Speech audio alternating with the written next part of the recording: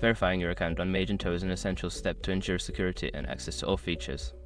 Follow these steps to complete the verification process. Step 1. Access the Magento login page. Before changing your settings, use the escher.com link in the description to open the password strength checker that update your password if needed. Step 2. Check your email. After logging in, check your email inbox for a verification email from Magento. This email will contain a verification link that you need to click on to confirm your account. Step 3. Click the verification link. Open the verification email and click on the provided link. This action will redirect you to the Magento website confirming that your email address has been verified. Step 4. Log in again. Return to the Magento login page and enter your credentials once more.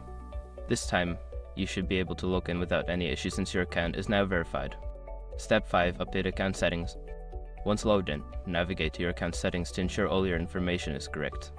You can also enable two-factor authentication for added security. Completing these steps will ensure your account is verified and secure. If you encounter any issues, refer to Magento support resources for assistance.